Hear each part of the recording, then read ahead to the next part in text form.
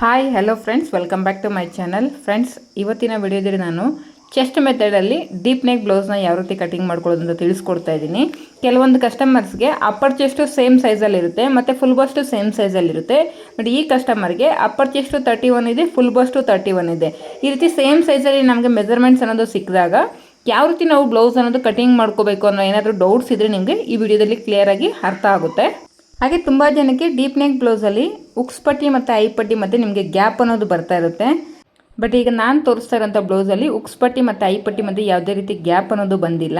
ನೀವೇ ನೋಡ್ತಿದ್ದೀರಲ್ವಾ. ಹಾಗೆ ನನಗೆ 3 ಡಾಟೆಡ್ ವಿತ್ ಶೇಪ್ ಬೆಲ್ಟ್ಸ್ ಅನ್ನೋದು ಯೂಸ್ ಮಾಡಿಕೊಂಡು ಬ್ಲೌಸ್ ಅನ್ನೋದು ಕಟಿಂಗ್ ಮಾಡಿದ್ದೀನಿ. ಹಾಗೆ ಫ್ರಂಟ್ ನೆಕ್ ಶೇಪ್ ನೋಡ್ತಿದ್ದೀರಲ್ವ, ಎಷ್ಟು ರೌಂಡ್ ಶೇಪಾಗಿ ನಮಗೆ ನೆಕ್ ಅನ್ನೋದು ರೆಡಿ ಆಗಿದೆ ಅಂತ. ತುಂಬ ಜನಕ್ಕೆ ಬ್ಲೌಸ್ನ ವೇರ್ ಮಾಡಿದಾಗ ಫ್ರಂಟ್ ನೆಕ್ ಶೇಪ್ ಅನ್ನೋದು ರೌಂಡ್ ಶೇಪ್ ಹೋಗಿ ವಿ ಶೇಪಲ್ಲಿ ಬಂದುಬಿಡುತ್ತೆ. ಸೊ ಯಾವ ರೀತಿ ನಾವು ಫ್ರಂಟ್ ನೆಕ್ ಶೇಪನ್ನು ಎಷ್ಟು ನೆಕ್ ಬಿಡ್ತು ಕೊಟ್ಟರೆ ನಮ್ಗೆ ಆ ರೌಂಡ್ ಶೇಪ್ ಅನ್ನೋದು ಬರುತ್ತೆ ಅಂತ ಕೂಡ ಈ ವಿಡಿಯೋದಲ್ಲಿ ಕ್ಲಿಯರಾಗಿ ತಿಳಿಸ್ಕೊಟ್ಟಿದ್ದೀನಿ. ವಿಡಿಯೋನ ಸ್ಕಿಪ್ ಮಾಡಿದ್ರೆ ಎಂಡ್ವರೆಗೂ ನೋಡಿ. ಬ್ಯಾಕ್ ಪಾರ್ಟು ಮತ್ತು ಫ್ರಂಟ್ ಪಾರ್ಟ್ ಶೋಲ್ಡರ್ ಅನ್ನೋದು ಸೇಮ್ ತಗೋಬೇಕಾ ಅಥವಾ ಬ್ಯಾಕ್ ಪಾರ್ಟ್ಗಿಂತ ಫ್ರಂಟ್ ಪಾರ್ಟ್ ಶೋಲ್ಡರ್ ಅನ್ನೋದು ಜಾಸ್ತಿ ತಗೋಬೇಕಾ? ಹಾಗೆ ಡೀಪ್ ನೆಕ್ ಬ್ಲೌಸಲ್ಲಿ ಯಾವ ರೀತಿ ನಾವು ಶೋಲ್ಡರ್ ಅನ್ನೋದು ಮೈನಸ್ ಮಾಡ್ಕೋಬೇಕು, ಫ್ರಂಟ್ ಪಾರ್ಟಲ್ಲಿ ನಮಗೆ ಕಪ್ ಶೇಪ್ ಅನ್ನೋದು ನೀಟಾಗಿ ಕುತ್ಕೋಬೇಕಂದ್ರೆ ಡಾಟ್ಸ್ನ ಯಾವ ರೀತಿ ಮಾರ್ಕ್ ಮಾಡ್ಕೋಬೇಕು, ಡೀಪ್ ನೆಕ್ಕಲ್ಲಿ ಇದೆಲ್ಲದ್ರ ಬಗ್ಗೆ ನಿಮ್ಗೆ ಏನಾದರೂ ಡೌಟ್ಸ್ ಇದ್ದರೆ ಈ ವಿಡಿಯೋನ ಸ್ಕಿಪ್ ಮಾಡಿದ್ರೆ ಎಂಡ್ವರೆಗೂ ನೋಡಿ. ಹಾಗೆ ಯಾರಾದರೂ ಹೊಸದಾಗಿ ಈ ವಿಡಿಯೋನ ನೋಡ್ತಾ ಇದ್ದರೆ ಪ್ಲೀಸ್ ನನ್ನ ಚಾನಲ್ನ ಸಬ್ಸ್ಕ್ರೈಬ್ ಮಾಡಿಕೊಂಡು ವೀಡಿಯೋಸ್ನ ನೋಡಿ. ಈ ವಿಡಿಯೋ ನಿಮಗೆ ಯೂಸ್ಫುಲ್ ಆಗಿದೆ ಅಂತಂದರೆ ವಿಡಿಯೋಗೊಂದು ಲೈಕ್ ಮಾಡಿ. ಹಾಗೆ ಈ ವಿಡಿಯೋ ರಿಲೇಟೆಡ್ ಏನೇ ಡೌಟ್ಸ್ ಇದ್ದರೂ ಕೂಡ ನನಗೆ ಕಮೆಂಟ್ ಸೆಕ್ಷನಲ್ಲಿ ತಿಳಿಸ್ಕೊಡಿ. ನೋಡಿ, ಸ್ಯಾರಿ ಬಂದು ಇದು ಈ ಸ್ಯಾರಿಯಲ್ಲಿ ಬಂದಿರೋಂಥ ಬ್ಲೌಸ್ ಪೀಸ್ಗೆ ಈಗ ನಾನು ಲೈನಿಂಗ್ ಅನ್ನೋದು ಕಟ್ ಮಾಡ್ತಾ ಇದ್ದೀನಿ. ಬನ್ನಿ ಫ್ರೆಂಡ್ಸ್, ವಿಡಿಯೋನ ಶುರು ಮಾಡೋಣ. ನಾನು ಕಸ್ಟಮರಿಂದ ಬಾಡಿ ಮೆಜರ್ಮೆಂಟ್ಸ್ ಅನ್ನೋದು ತೊಗೊಂಡಿದ್ದೀನಿ. ನೋಡಿ, ಇದು ಫ್ರಂಟ್ ಹುಕ್ಸ್ ಆಗಿರೋದ್ರಿಂದ ಲೈನಿಂಗ್ ಬಂದು 1 ಮೀಟರ್ ತೊಗೊಂಡಿದ್ದೀನಿ. ಫೋಲ್ಡಿಂಗ್ ಸೈಡ್ ನನ್ನ ಸೈಡ್ಗೆ ಪ್ಲೇಸ್ ಮಾಡಿಕೊಂಡು ಫಸ್ಟ್ ಒಂದು ಬೇಸ್ ಲೈನ್ ಅನ್ನೋದು ಡ್ರಾ ಮಾಡ್ಕೊಳ್ತಾ ಇದ್ದೀನಿ. ಅಲ್ಲಿಂದ ಮೇಲ್ಗಡೆಗೆ ಅರ್ಧ ಇಂಚಿಗೆ ಮಾರ್ಜಿನ್ಗೋಸ್ಕರ ಮಾರ್ಕ್ ಮಾಡ್ಕೋಬೇಕು. ನಾವು ಕೆಳಗಡೆ ವೇಸ್ಟ್ ಪಟ್ಟಿನ ಸ್ಟಿಚ್ ಮಾಡಬೇಕಂದ್ರೆ ನಮಗೆ ಮಾರ್ಜಿನ್ ಬೇಕಲ್ಲ, ಆ ಮಾರ್ಜಿನ್ಗೋಸ್ಕರ ಮಾರ್ಕ್ ಮಾಡ್ಕೊಳ್ತಾ ಇದ್ದೀನಿ. ಈಗ ಆ ಲೈನಿಂದ ನಾವು ರೆಡಿ ಬ್ಲೌಸ್ ಲೆಂತ್ ಎಷ್ಟು ಬೇಕು ಅಂತ ಮಾರ್ಕ್ ಮಾಡ್ಕೋಬೇಕು. ಈ ಕಸ್ಟಮರ್ಗೆ ರೆಡಿ ಬ್ಲೌಸ್ ಲೆಂತ್ ಬಂದು ಈ ಕಸ್ಟಮರ್ಗೆ 13.5 ಅನ್ನೋದು ರೆಡಿ ಲೆಂತ್ ಬ್ಲೌಸ್ಗೆ ಬೇಕಾಗುತ್ತೆ. 13.5ಗೆ ಒಂದು ಮಾರ್ಕ್ ಅನ್ನೋದು ಮಾಡ್ಕೊಳ್ತಾ ಇದ್ದೀನಿ. ಸೇಮ್ ಮಾರ್ಕಿಂಗ್ನ ಇನ್ನೊಂದು ಸೈಡ್ ಕೂಡ ಇದೇ ರೀತಿಯೇ ಮಾರ್ಕ್ ಮಾಡ್ಕೊಳ್ಳಿ. ಈ ರೀತಿ ಮಾರ್ಕ್ ಮಾಡಿಕೊಂಡ್ರೆ ನಿಮಗೆ ಲೈನ್ ಅನ್ನೋದು ಸ್ಟ್ರೈಟಾಗಿ ಹಾಕ್ಕೊಳ್ಳೋಕ್ಕೆ ಈಸಿ ಆಗುತ್ತೆ. ನಾವೇನು ಪಾಯಿಂಟ್ ಮಾರ್ಕ್ ಮಾಡ್ಕೊಂಡಿದ್ದೀವೋ ಆ ಪಾಯಿಂಟ್ಸ್ನ ಈ ರೀತಿ ಲೈನ್ ಹಾಕಿ ಜಾಯಿನ್ ಮಾಡ್ಕೋಬೇಕು. ಮತ್ತು ಮೇಲ್ಗಡೆ ಶೋಲ್ಡರ್ನ ಜಾಯಿನ್ ಮಾಡಬೇಕಾದ್ರೆ ನಮಗೆ ಮಾರ್ಜಿನ್ ಬೇಕಲ್ಲ, ಅದಕ್ಕೂ ಕೂಡ ಒಂದು ಅರ್ಧ ಇಂಚು ಮಾರ್ಜಿನ್ ಅನ್ನೋದು ಎಕ್ಸ್ಟ್ರಾ ಮಾರ್ಕ್ ಮಾಡ್ಕೊಳ್ತಾ ಇದ್ದೀನಿ.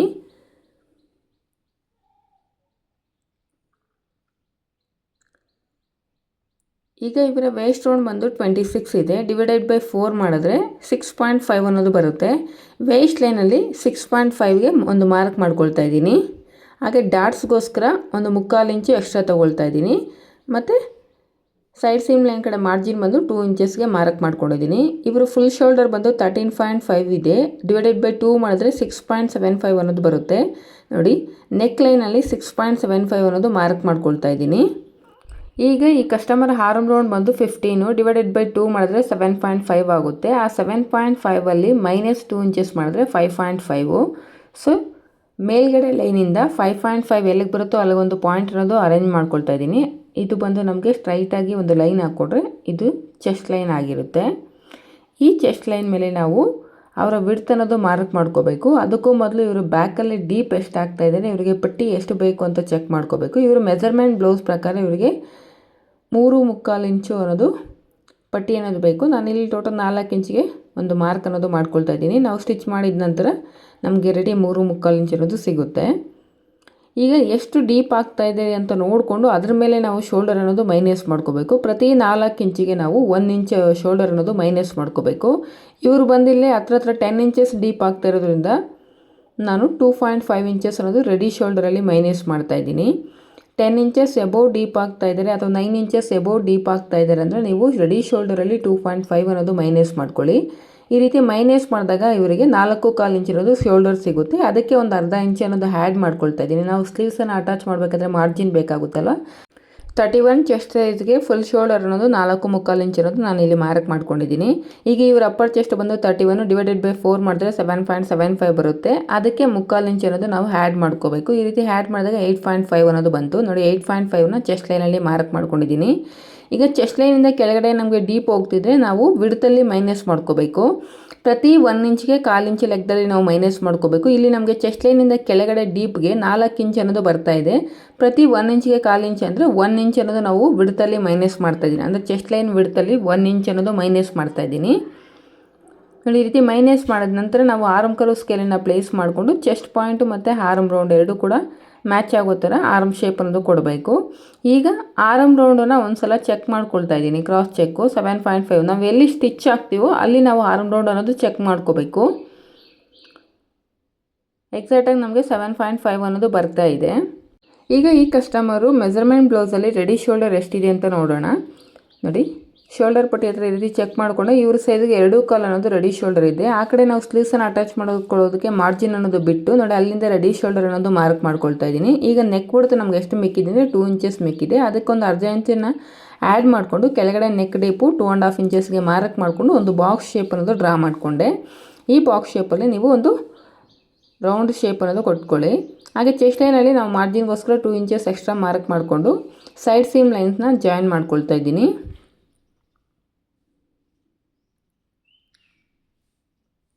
ಕಾಲು ಇಂಚ್ ಈ ರೀತಿ ಕ್ರಾಸಾಗಿ ತೆಗೆಯೋದ್ರಿಂದ ನಿಮಗೆ ಬ್ಯಾಕಲ್ಲಿ ಶೇಪ್ ಅನ್ನೋದು ನೀಟಾಗಿ ಬರುತ್ತೆ. ಫೋಲ್ಡಿಂಗ್ ಸೈಡು 1/4 ಇಂಚ್ ಈ ರೀತಿ ಕ್ರಾಸಾಗಿ ತೆಗೆದು ಸೈಡ್ ಸೇಮ್ ಲೈನ್ ಕಡೆಗೆ ಮ್ಯಾಚ್ ಮಾಡಬೇಕು. ಈಗ ನಾವೇನು ಮಾರ್ಕ್ ಮಾಡಿದ್ದೀನೋ ಅದ್ರ ಪ್ರಕಾರ ನೀಟಾಗಿ ಕಟಿಂಗ್ ಅನ್ನೋದು ಮಾಡ್ಕೊಳ್ತಾ ಇದ್ದೀನಿ.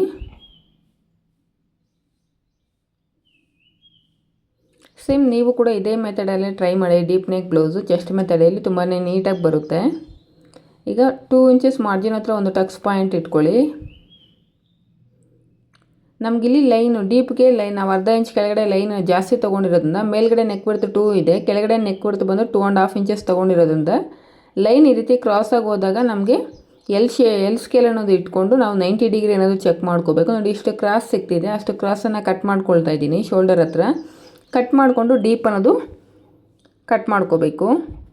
ನೀವು ಇನ್ನೂ 3 ಇಂಚಸ್ ಎಲ್ಲ ನೀವು ಕೆಳಗಡೆ ಬ್ರಾಡ್ ಹೋಗಿದ್ದೀರಂದರೆ ಆಗಲೂ ಕೂಡ ಲೈನ್ ಅನ್ನೋದು ನಿಮಗೆ ಕ್ರಾಸ್ ಬರುತ್ತೆ. ಆಗ 90 ಡಿಗ್ರಿ ಅನ್ನೋದು ಚೆಕ್ ಮಾಡಿಕೊಂಡು ಶೋಲ್ಡರ್ ಹತ್ರ ನೀವು ಕಟ್ ಮಾಡ್ಕೋಬೇಕು ಕ್ರಾಸಾಗಿ. ಇದಿಷ್ಟು ಬ್ಯಾಕ್ ಪಾರ್ಟಲ್ಲಿ ಈಗ ನಾವು ಸ್ಲೀವ್ಸನ್ನು ಕಟಿಂಗ್ ಮಾಡಬೇಕಂದ್ರೆ ಆರ್ಮ್ ರೌಂಡ್ ಅನ್ನೋದು ಚೆಕ್ ಮಾಡ್ಕೋಬೇಕು. ಮೇಲ್ಗಡೆ ಶೋಲ್ಡರ್ ಪಾಯಿಂಟ್ ಅನ್ನೋದು ಬಿಟ್ಟು ಶೋಲ್ಡರ್ಗೆ ಎಷ್ಟು ಮಾರ್ಜಿನ್ ತೊಗೊಂಡಿವೋ ಅದನ್ನು ಬಿಟ್ಟು 2 ಇಂಚಸ್ ಮಾರ್ಜಿನ್ ಏನು ಮಾರ್ಕ್ ಮಾಡೋದು ಅಲ್ಲಿವರೆಗೂ ಚೆಕ್ ಮಾಡ್ಕೊಳ್ಳಿ. ನೋಡಿ, ಈ ರೀತಿ ಆರ್ಮ್ ರೌಂಡ್ ಅನ್ನೋದು ನಾವು ಎಕ್ಸ್ಟ್ರಾ 2 ಇಂಚಸ್ ಮಾರ್ಜಿನ್ ಏನು ತೊಗೊಂಡಿದ್ದೀನೋ ಅಲ್ಲಿವರೆಗೂ ಚೆಕ್ ಮಾಡಿಕೊಂಡಾಗ ಇವರ ಸೈಜ್ಗೆ 7 ಇಂಚಸ್ ಅನ್ನೋದು ಬರ್ತಾ ಇದೆ. ಈ 7 ಇಂಚಸ್ಗೆ ಈಗ ನಾವು ಸ್ಲೀವ್ಸ್ ಅನ್ನೋದು ಕಟಿಂಗ್ ಮಾಡ್ಕೋಬೇಕು. ನೋಡಿ, ಫೋಲ್ಡಿಂಗು ಡಬಲ್ ಫೋಲ್ಡಿಂಗಲ್ಲಿದೆ ಲೈನಿಂಗು. ಈಗ ಇನ್ನೊಂದು ಫೋಲ್ಡಿಂಗ್ ಅನ್ನೋದು ಮಾಡ್ಕೊಳ್ತಾ ಇದ್ದೀನಿ. ಫಸ್ಟ್ ಒಂದು ಬೇಸ್ ಲೈನ್ ಅನ್ನೋದು ಡ್ರಾ ಮಾಡ್ಕೊಳ್ಳಿ.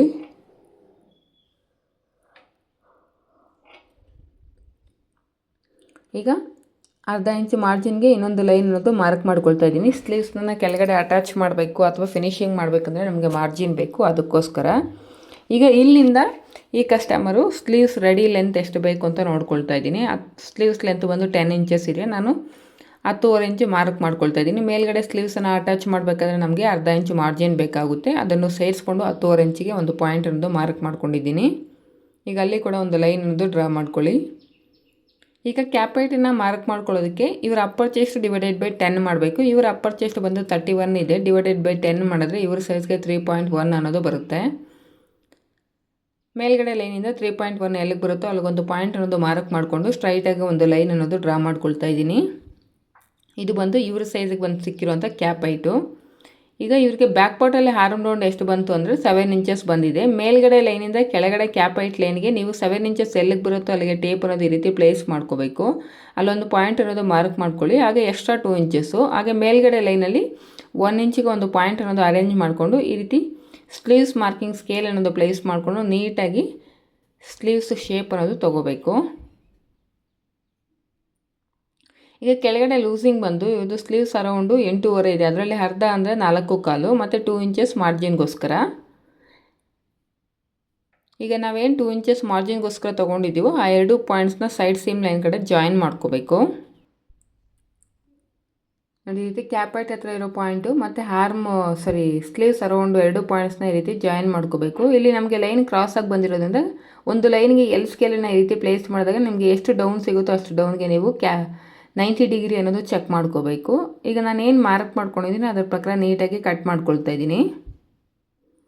ತುಂಬ ಈಸಿಯಾಗಿ ನೀವು ಸ್ಲೀವ್ಸ್ ಅನ್ನೋದು ಕಟಿಂಗ್ ಮಾಡ್ಕೋಬೇಕು. ಎಲ್ಲೂ ಕೂಡ ನಿಮಗೆ ಹೆಚ್ಚು ಕಡಿಮೆ ಅನ್ನೋದು ಬರೋದಿಲ್ಲ. ಈ ನನ್ನ ಮೆಥಡ್ ಪ್ರಕಾರ ನೀವು ಸ್ಲೀವ್ಸ್ ಅನ್ನೋದು ಕಟಿಂಗ್ ಮಾಡ್ಕೊಂಡಿದ್ದೀರಾ ಅಂದರೆ 2 ಇಂಚಸ್ ಮಾರ್ಜಿನ್ ಹತ್ರ ಒಂದು ನಾಚ್ ಪಾಯಿಂಟ್ ಅನ್ನೋದು ಇಟ್ಕೊಳ್ಳಿ. ಹಾಗೆ ಸ್ಲೀವ್ಸ್ ಮಿಡ್ಲಲ್ಲಿ ಒಂದು ನಾಚ್ ಪಾಯಿಂಟ್ ಇಟ್ಕೋಬೇಕು. ಈಗ ಸ್ಲೀವ್ಸ್ ಅನ್ನೋದು ಈ ರೀತಿ ಓಪನ್ ಮಾಡಿಕೊಂಡು ಫ್ರಂಟ್ ಆರ್ಮೋಲ್ ಶೇಪ್ ಅನ್ನೋದು ತೊಗೋಬೇಕಾಗುತ್ತೆ. ನಾವು ಒಂದು ಸೈಡು ಮಿಡ್ಲ್ ಹತ್ರದಿಂದ 1 ಇಂಚಿಗೆ ಒಂದು ಪಾಯಿಂಟ್ ಮಾರ್ಕ್ ಮಾಡಿಕೊಂಡು ಆ ಪಾಯಿಂಟ್ ಹತ್ರದಿಂದ 2 ಇಂಚಸ್ ಮಾರ್ಜಿನ್ ಪಾಯಿಂಟ್ ಹತ್ರ ಟೇಪನ್ನು ಈ ರೀತಿ ಫೋಲ್ಡ್ ಮಾಡ್ಕೋಬೇಕು. ಮಿಡ್ ಪಾಯಿಂಟ್ ಸಿಗುತ್ತೆ. ಆ ಮಿಡ್ ಪಾಯಿಂಟ್ ಹತ್ರ ಅರ್ಧ ಇಂಚ್ ಒಳಗಡೆಗೆ ಒಂದು ಪಾಯಿಂಟ್ ಅನ್ನೋದು ಮಾರ್ಕ್ ಮಾಡಿಕೊಂಡು ಮತ್ತು ನಮ್ಮ ಹತ್ರ ಏನು ಸ್ಲೀವ್ಸ್ ಮಾರ್ಕಿಂಗ್ ಸ್ಕೇಲ್ ಇದೆಯೋ ಆ ಸ್ಕೇಲ್ ಅನ್ನೋದು ಪ್ಲೇಸ್ ಮಾಡಿಕೊಂಡು ನೀಟಾಗಿ ಶೇಪ್ ಅನ್ನೋದು ತೊಗೊಳ್ತಾ ಇದ್ದೀನಿ. ಈಗ ನಾನು ಏನು ಶೇಪ್ ಮಾರ್ಕ್ ಮಾಡಿದ್ದೀನೋ ಅದ್ರ ಪ್ರಕಾರ ನೀಟಾಗಿ ಕಟ್ ಮಾಡ್ಕೊಳ್ತಾ ಇದ್ದೀನಿ. ಇದು ಬಂದು ನಮಗೆ front armhole shape. Front armhole shape ಅಂತ ಗೊತ್ತಾಗಬೇಕು ಅಂದರೆ ನಾವು ಅಲ್ಲೊಂದು ನಾಚ್ ಅನ್ನೋದು ಇಟ್ಕೋಬೇಕಾಗುತ್ತೆ. ಈಗ ಬ್ಯಾಕ್ ಪಾರ್ಟು ಮತ್ತು ಸ್ಲೀವ್ಸ್ ಕಟಿಂಗ್ ಮಾಡಿದ ನಂತರ ನಾವು ಫ್ರಂಟ್ ಪಾರ್ಟ್ ಅನ್ನೋದು ಕಟಿಂಗ್ ಮಾಡ್ಕೋಬೇಕು. ಫ್ರಂಟ್ ಪಾರ್ಟನ್ನು ಕಟಿಂಗ್ ಮಾಡಬೇಕಂದ್ರೆ ಲೈನಿಂಗು ಓಪನಿಂಗ್ ಸೈಡು ನಮ್ಮ ಸೈಡಿಗೆ ಪ್ಲೇಸ್ ಮಾಡಬೇಕು. ಫಸ್ಟ್ ಒಂದು ಬೇಸ್ ಲೈನ್ ಹಾಕ್ಕೊಂಡೆ, ಆನಂತರ ಶೋಲ್ಡರ್ಗೆ ಒಂದು ಅರ್ಧ ಇಂಚು ಮಾರ್ಜಿನ್ಗೆ ಬೇಸ್ ಲೈನ್ ಹಾಕ್ಕೊಂಡಿದ್ದೀನಿ. ಈ ಕಡೆ ಸೆಲ್ವೇಡ್ಜ್ ಇರೋದ್ರಿಂದ ಸೆಲ್ವೇಡ್ಜಿಗೆ ತೆಗೆದುಬಿಡಬೇಕು. ಅದಕ್ಕೋಸ್ಕರ ಒಂದು ಸ್ಟ್ರೈಟ್ ಲೈನ್ ಹಾಕ್ಕೊಂಡು ಮತ್ತು ಉಕ್ಸ್ಪಟ್ಟಿ ಮತ್ತು ಐಪಟ್ಟಿಗೋಸ್ಕರ ಒಂದು ಅರ್ಧ ಇಂಚ್ಗಿಂತ ಒಂದು ಪಾಯಿಂಟು ಕಡಿಮೆ ಇರೋ ಥರ ಒಂದು ಲೈನ್ ಅನ್ನೋದು ಡ್ರಾ ಮಾಡ್ಕೊಂಡಿದ್ದೀನಿ. ಈಗ ಬ್ಯಾಕ್ ಪಾರ್ಟಲ್ಲಿ ನಮಗೆ ಆರ್ಮ್ ಲೆಂತ್ ಎಷ್ಟಿದೆ ಅಂತ ನೋಡೋದಾದರೆ 5.5 ಇಂಚಿದೆ.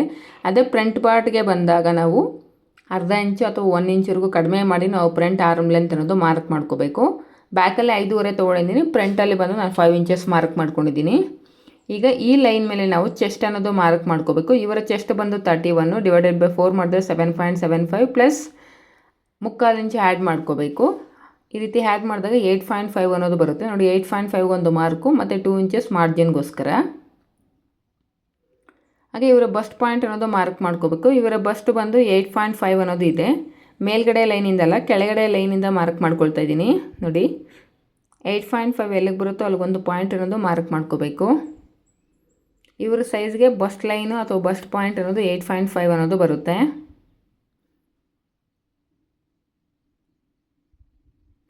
ಹಾಗೆ ಅಂಡರ್ ಬಸ್ಟ್ ಲೈನನ್ನು ಮಾರ್ಕ್ ಮಾಡ್ಕೊಳ್ಳೋದಕ್ಕೆ ಇವರ ಫುಲ್ ಬಸ್ಟ್ 31 ಇದೆ, ಡಿವೈಡೆಡ್ ಬೈ 12 ಮಾಡಬೇಕು. ಆಗ ಇವ್ರ ಸೈಜ್ಗೆ 2.5 ಅನ್ನೋದು ಬರ್ತಾ ಇದೆ. ನಾವು ಕೆಳಗಡೆ ಶೇಪ್ ಬೆಲ್ಟ್ಸ್ನ ಅಟ್ಯಾಚ್ ಮಾಡಬೇಕಾದ್ರೆ ಮಾರ್ಜಿನ್ ಬೇಕಾಗುತ್ತಲ್ಲ, ಸೊ 1/2 ಇಂಚ್ ಮಾರ್ಜಿನ್ ಅನ್ನೋದು ಸೇರಿಸ್ಕೊಂಡು ನಾನು ಡೈರೆಕ್ಟಾಗಿ 3 ಇಂಚಸ್ ಅನ್ನೋದು ತೊಗೊಂಡಿದ್ದೀನಿ.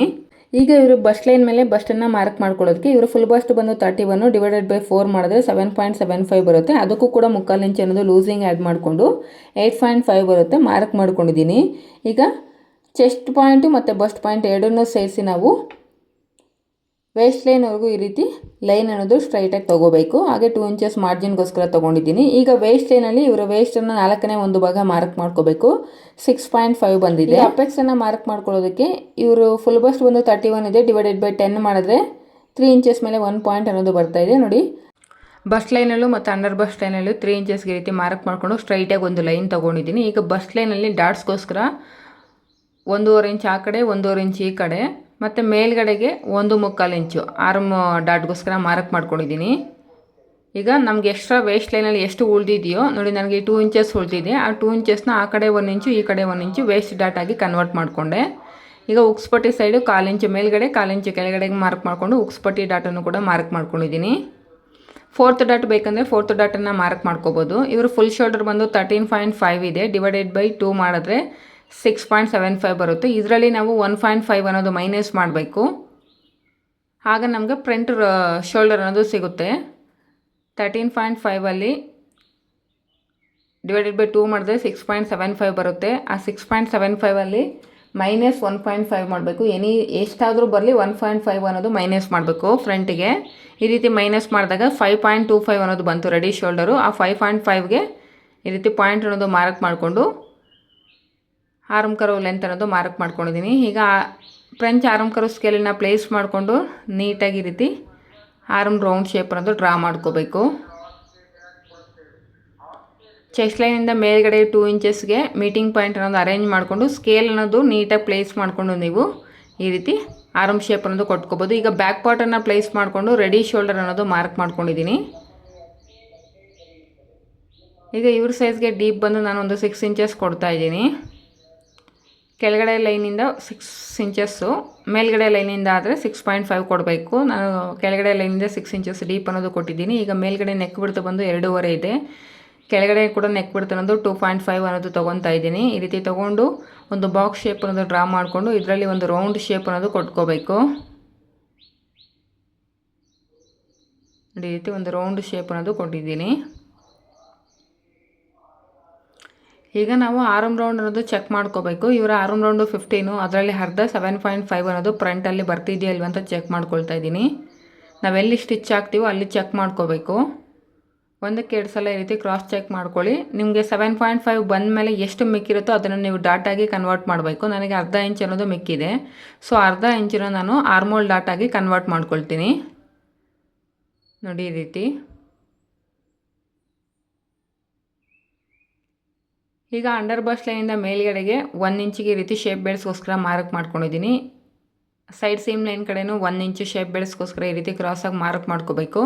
ಈಗ ಫ್ರೆಂಚ್ ಆರ್ಮ್ ಕರ್ವ್ ಸ್ಕೇಲನ್ನು ಪ್ಲೇಸ್ ಮಾಡಿಕೊಂಡು ನೀಟಾಗಿ ಈ ರೀತಿ ವೇಸ್ಟ್ ಡಾಟ್ ಹತ್ರಕ್ಕೆ ಈ ರೀತಿ ಶೇಪ್ ಅನ್ನೋದು ಕೊಟ್ಕೊಳ್ತಾ ಇದ್ದೀನಿ.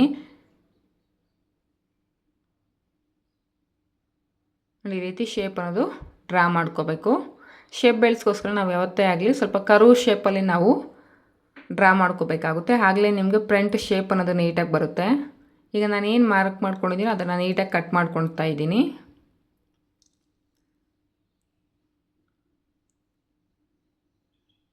ಈ ರೀತಿ ಕಟ್ ಮಾಡಿಕೊಂಡು ನಾವೇನು ಡಾಟ್ಸ್ ಅನ್ನೋದು ಮಾರ್ಕ್ ಮಾಡ್ಕೊಂಡಿದ್ದೀವೋ ಅಲ್ಲೆಲ್ಲ ಕೂಡ ನಾಚ್ ಪಾಯಿಂಟ್ಸ್ ಅನ್ನೋದು ಇಟ್ಕೋಬೇಕು. ಈ ರೀತಿ ನಾಚ್ ಪಾಯಿಂಟ್ಸ್ನ ಇಟ್ಕೊಳ್ಳೋದ್ರಿಂದ ನಿಮಗೆ ಸ್ಟಿಚ್ಚಿಂಗ್ ಮಾಡುವಾಗ ಡಾಟ್ಸು ಎಲ್ಲ ಎರಡೂ ಕಡೆ ಸೇಮ್ ಸೈಜಲ್ಲಿ ನೀವು ಸ್ಟಿಚ್ ಮಾಡ್ಕೋಬೋದು.